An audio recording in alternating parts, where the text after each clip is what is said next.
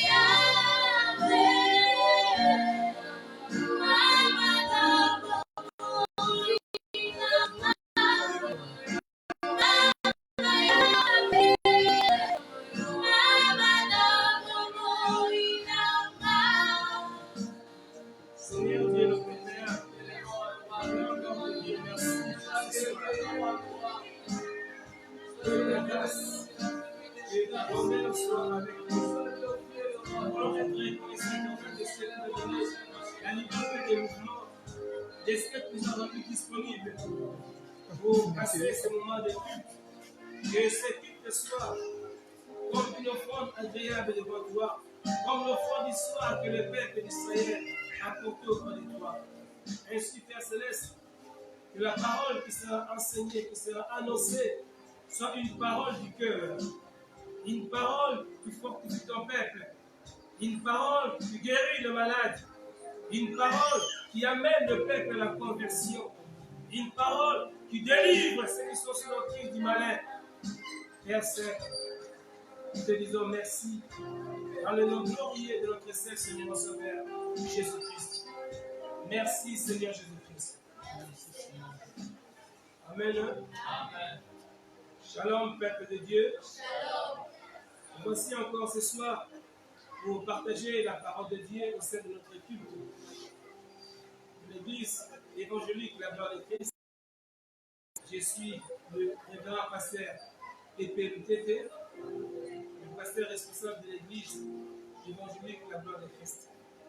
Le thème que nous allons partager ce soir s'intitule Les ouvertures surnaturelles des portes. Les ouvertures surnaturelles des portes. Ainsi, ce thème est tiré dans le livre des Actes des Apôtres, chapitre 12, versets 9 à 10. Je lis au nom du Seigneur Jésus-Christ. Pierre sortit et les suivit, ne sachant pas que ce qui se faisait par l'ange fut réel. Et s'imaginant avoir une vision, lorsqu'ils eurent passé la première garde, puis la seconde, ils arrivèrent à la porte de fer qui mène à la ville et qui s'ouvrit d'elle-même. Devant eux, ils sortirent et s'avancèrent dans une rue. Aussitôt l'ange quitta Pierre. C'est la parole du Seigneur. Notre thème s'intitule Les ouvertures surnaturelles des portes. C'est thème est tiré à partir du livre des Actes des Apôtres, chapitre 12, versets 9 à 10. Bien-aimés, le surnaturel, ce sont des effets qui sont au-dessus de la nature. Des effets qui sont supérieurs de la connaissance de l'être humain. C'est-à-dire, la Bible, c'est le livre des surnaturels. Lorsque nous lisons la Bible, elle contient beaucoup d'effets surnaturels, beaucoup des actes surnaturels que l'Éternel a fait avec son peuple, que l'Éternel se manifestait avec ceux qui marchaient avec lui. Et ce soir, nous allons voir comment est-ce que le surnaturel était avec le peuple de Dieu, partant de la vie d'Abraham. Abraham avançait en âge, avait beaucoup de richesses, avait des trésors, mais il avait une préoccupation. La préoccupation, c'était d'avoir un enfant. Et bien, ce soir, il y a des gens qui sont bénis, je peux le dire. Il y a des gens qui possèdent beaucoup de biens, mais qui ont en eux toujours une préoccupation. Je peux encore aller plus loin pour dire que le monde entier vit maintenant dans l'état de confinement à cause de la pandémie de coronavirus. C'est devenu une préoccupation universelle. Hier, le monde entier se préoccupe juste de la pandémie. Que faire pour lutter contre le coronavirus? Le Covid-19 bat son plein. Il est devenu l'ennemi commun, l'adversaire universel. Mais je vous le déclare ce soir au nom de Jésus-Christ que le coronavirus a déjà été vaincu sur la croix. Amen. Et que celui qui croit en Jésus-Christ, le coronavirus ne va pas le toucher. Amen. Car Christ a tout accompli sur la croix. Alléluia. Acclamons très fort la parole du Seigneur. Alléluia. Avant d'avoir une préoccupation d'avoir un enfant, le monde entier actuellement possède une préoccupation, vaincre le coronavirus. Mais plusieurs, leurs pensées se retournent vers les chercheurs. Mais nous qui croyons en Jésus-Christ, et vous qui nous suivez maintenant, je vous invite de croire en Christ Jésus. Je vous invite de suivre Jésus-Christ. Vous ne serez pas touchés par le coronavirus. Même si vous avez été touché par le coronavirus, soyez guéris le nom puissant de Jésus-Christ. Alors, malgré tous ces temps-là, Abraham n'avait pas d'enfant, mais Dieu lui a fait grâce. Sa femme, Sarah, avait déjà passé le temps de la ménopause. Cette période de la ménopause était déjà passée. L'âge très avancé. Il avait même atteint une ménopause double fois. Mais, puisque notre Dieu est le Dieu des surnaturels, Sarah avait conçu. Amen. Elle avait conçu et ensuite elle avait mis au monde Isaac. À cause de la foi en Dieu. Quels que soient les problèmes, bien-aimés, si vous êtes en Christ, rien n'est trop tard. Et si vous n'avez pas encore reçu Jésus-Christ, je vous invite ce soir à recevoir Christ. C'est lui, le maître, c'est lui, l'auteur des surnaturels. Quels que soient les problèmes, dans tous les domaines, Jésus-Christ est capable d'opérer des actes surnaturels dans votre vie. Seulement croyez en lui. Et quand nous allons voir encore la vie de Moïse, après avoir traversé, après avoir vaincu Pharaon, après le duplé, lorsqu'il est arrivé devant la mer Rouge, Moïse ne pouvait pas traverser. Mais le livre d'Exode, chapitre 14, verset 14, la Bible déclare: l'Éternel combattra pour vous et vous gardez le silence. Eh bien, Moïse avait reçu l'instruction de soulever le bâton afin de traverser l'eau. Mais regardez, d'une manière mystérieuse, l'eau s'est séparée en deux.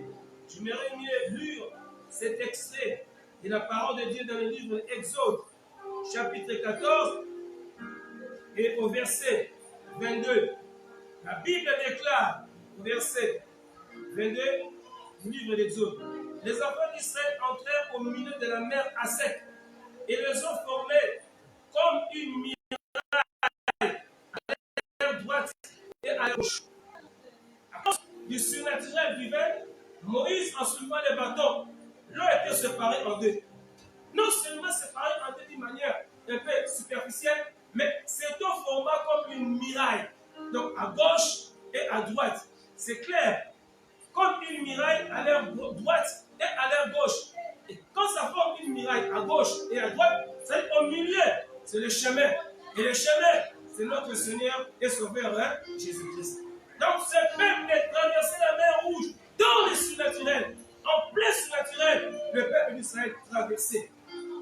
Bien-aimés, nous allons encore voir plus loin comment est-ce que Josué, dans le livre de Josué chapitre 3, verset 13, là, Josué avait reçu l'instruction de la part du Seigneur que les Lévites devaient transporter l'arche d'alliance. Le verset 13 déclare: et dès que les sacrificateurs qui portent l'arche de l'Éternel, le Seigneur de toute la terre, poseront la plante de pied dans les eaux du Jourdain, les eaux du Jourdain seront coupées, les eaux qui descendent d'en haut, et elles s'arrêteront en un morceau. Donc les eaux formeront un tas à gauche et à droite. Je vous invite à me suivre très bien maintenant. Moïse traversait la mer Rouge à l'aide d'un bâton. L'eau séparée en deux. Josué, c'était les sacrificateurs qui devaient transporter l'arche. L'eau séparée en deux. Et que dire encore pour Élisée? Élie le prophète avait frappé son manteau. Les eaux du Jourdain étaient séparées en deux. Élisée, le serviteur d'Élie, avait frappé le manteau en criant: où est l'Éternel, le Dieu d'Élie? L'eau s'était séparée en deux, il a traversé. Alléluia! Gloire au Seigneur! Mais notre Seigneur Sauveur Jésus-Christ, lui n'a pas séparé les eaux, mais il a marché sur les eaux. Amen. Amen. Il a marché sur les eaux. Et en plus, il a ordonné à Pierre de marcher. Et Pierre aussi avait commencé à marcher. Cela veut dire que si tu crois à Jésus-Christ, ce que tu as plus besoin actuellement, c'est la parole de Dieu. Croire à la parole de Dieu. Déclarer la parole de Dieu. Cette parole te donnera la vie. Cette parole est créatrice. La parole prononcée au nom de Jésus-Christ, c'est la parole de vie. C'est la parole de puissance. C'est la parole qui brise les blocages du diable. C'est la parole qui écrase les œuvres du malin. Et c'est la parole qui s'accomplit. Où que vous soyez, croyez en Jésus-Christ. parole et cette parole est vie. Même si vous êtes malade, croyez à cette parole, déclarez, prononcez, vous allez vivre une nouvelle vie. La guérison va germer dans votre vie, car la parole est vivante, la parole est puissante. Bien-aimés dans le Seigneur, la Bible nous fait voir beaucoup des effets, beaucoup de situations agréables. Je vous dis une chose maintenant. Au temps fixé par Dieu, Abraham avait eu un enfant. Ce soir, je vous dis, au temps fixé par Dieu, les projets que vous avez conçus réussiront. Les projets que vous avez mis en œuvre réussiront. Au temps fixé par Dieu, la bénédiction de Dieu sera avec vous. Au temps fixé par Dieu, Dieu vous élèvera. C'est pourquoi, alors, les malins ne sauront rien faire contre vous qui croyez au nom du Fils de Dieu. Les malins ne pourront rien faire car c'est le temps de Dieu. Car c'est le temps des surnaturels. Le temps des surnaturels, les portes s'ouvriront. Les portes s'ouvriront en vous. Devant vous, les portes s'ouvriront. À gauche et à droite, les portes s'ouvriront. Partout où vous irez, le Saint-Esprit vous accompagnera. Et les portes s'ouvriront. Et le miracle se manifestera dans votre vie. Soyez bénis au nom de Jésus-Christ. Amen. Soyez bénis au nom de Jésus-Christ. Amen. Autant que Dieu a fixé, vous n'allez pas forcer pour accueillir le fruit de vos projets. Vous n'allez pas forcer dans le ministère. Vous n'allez pas forcer dans le business. Vous n'allez pas forcer dans les affaires. Parce que c'est le temps de Dieu. Et nul ne peut résister devant le temps de Dieu. Le malin ne pourra rien faire dans le temps de Dieu. Et la Bible nous fait voir dans le livre des Actes des Apôtres, chapitre 16, versets 25 à 26, comment est-ce que Pierre était en prison. Comment est-ce que Pierre était arrêté. Et là, il y eut le miracle. L'église priait pour Pierre. Et Dieu envoyait son ange pour les Pierre. Ces derniers ne croyaient même pas, voyant comme si c'était dans un songe. Et l'ange les secoua. Je me réjouis pour dire que c'était une période de persécution. Ce moment de confinement, c'est comme une dose de persécution. C'est comme un petit commencement de persécution. Mais les chrétiens doivent être éveillés et réveillés. Les chrétiens doivent être prudents et vigilants. L'Église priait pour Pierre. Pourquoi? À ce temps de persécution, déjà l'Église avait perdu un de disciples, un de leurs, Jacques, qui était arrêté et tué. Maintenant, on a vu encore que Pierre est arrêté et l'Église a commencé de prier. A commencé de prier pour Pierre. Et lorsque l'Église priait pour Pierre, à ce temps-là, mais au temps où Jacques était arrêté, l'Église n'avait pas prié pour lui. L'Église était peut-être dans somnolence et Jacques était tué. Alors l'Église était touchée et commençait à prier pour Pierre. Et en priant pour Pierre, que Dieu a fait cette intervention. Dieu a envoyé son ange pour venir libérer Pierre de la prison d'une manière mystérieuse, d'une manière surnaturelle. Recevez le surnaturel au nom de Jésus-Christ. Quels que soient les problèmes qui dérangent votre vie, recevez le surnaturel maintenant au nom de Jésus-Christ. Soyez bénis dans le nom de Jésus-Christ. Mais la prière est un travail. Mets-toi au travail de prier. Et surtout pendant cette période de confinement. Recharge-toi dans la prière. Priez à chaque instant. Priez à toutes circonstances. Priez partout. Priez à chaque instant, bien-aimé. Le matin, tu te réveilles, prie. Tu veux prendre le petit déjeuner, prie. Tu veux te laver, prie. Tu te reposes, prie. Toutes choses que tu veux faire, prie. Même si tu veux circuler un peu, prie. Parce que la prière est très importante. À chaque instant, prier. Et à toutes circonstances, il faut savoir prier. Tu as mangé, prier. Même si tu n'as pas mangé, prie. Même si tu as faim, prie. Tu es rassasié, prie. Tu as soif, prie. Priez quand même quand tu es fatigué. Priez quand tu es content. Priez même quand tu es triste. Tu as perdu quelqu'un de la famille, l'être cher. Prie et l'Éternel exaucera. Tu es dans la joie, chantez les louanges. Chantez l'adoration. Priez. Dans le malheur, priez. Tu as fait un business, ça a échoué. Priez. Tu as un problème de deuil. Priez. Tu souffres, tu es malade. Dans la douleur, prie. L'Éternel t'écoutera, que ce sera. Les confinements ne peuvent pas confiner la prière. Les confinements ne peuvent pas confiner la parole de Dieu. Les confinements ne peuvent pas confiner le Saint-Esprit. Et ceux qui ont le Saint-Esprit en eux ne seront jamais confinés spirituellement. Mais ceux qui n'ont pas le Saint-Esprit, ceux qui n'ont pas encore Jésus-Christ, ils seront même confinés spirituellement. Ils seront toujours attristés et voire même seront touchés par plusieurs maux dans leur vie. Bien-aimés, le manque de prière est le pire des péchés. C'est pourquoi je me dis ceci. Même quand vous voyez que vous êtes exaucé, priez. Vous avez prié pour quelque chose, l'exaucement vient rapidement. C'est bon, continuez à prier.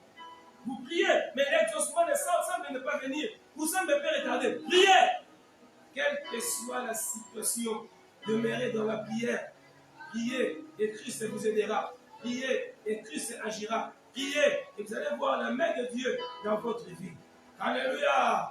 Amen. Vive le vivant. Dieu réellement ressuscité. Qui? Jésus. Acclamons pour le Seigneur de Dieu. Le Dieu de Dieu, le Tout-Puissant, le Créateur de Dieu. Je disais, le manque de prière est le pire des péchés. Le manque de prière ouvre la porte aux forces du mal.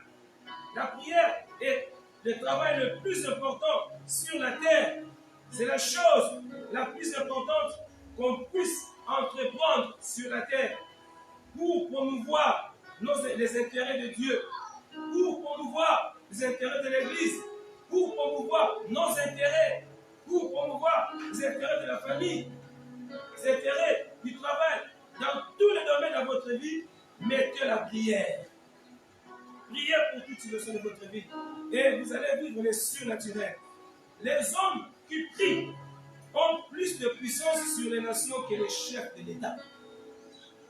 Je répète, les hommes qui prient ont plus de puissance sur les nations que les chefs de l'État. C'est pourquoi, mesdames et seigneurs, prions à chaque instant. Celui qui prie ne peut pas être perdant.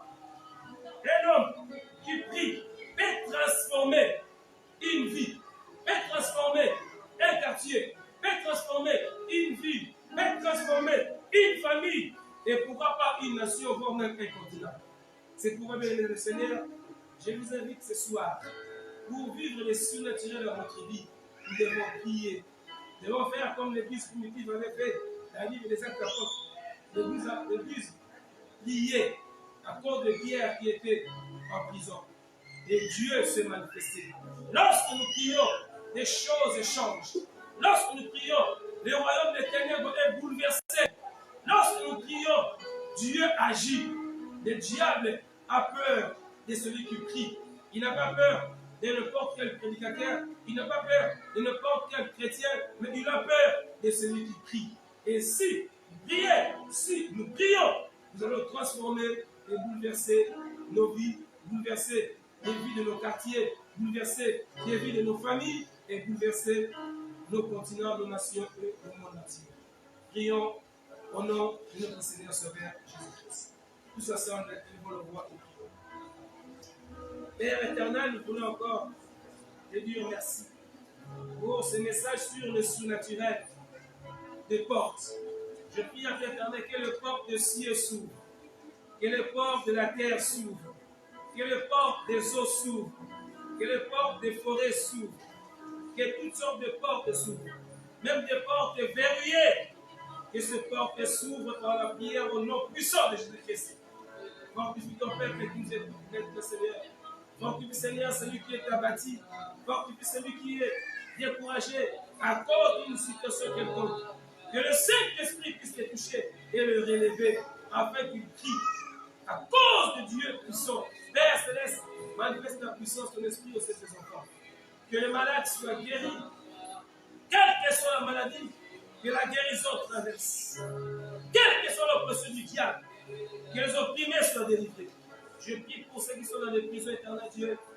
Je prie, Éternel, pour les orphelins, pour les veuves, pour les délaissés, pour les opprimés, pour les rejetés, pour ceux qui ont des problèmes de blessures intérieures, qui pensent à certaines situations qui leur font mal au cœur. Oh Père Saint, guéris les Seigneur, guéris leur cœur maintenant. Par le nom de Jésus-Christ, que ta main forte et puissante te touche ton Père, le Dieu de résurrection. Ressuscite, Seigneur, ceux-là que tu n'as pas appelés, mais que le malheur voulait les écraser, voulait couper leur vie, et que la mort les frappe, qu'ils soient ressuscités, qu'ils soient libérés, guéris, par le nom puissant de Jésus-Christ. Je bénis le peuple de Dieu, je bénis toute personne qui nous suit encore maintenant.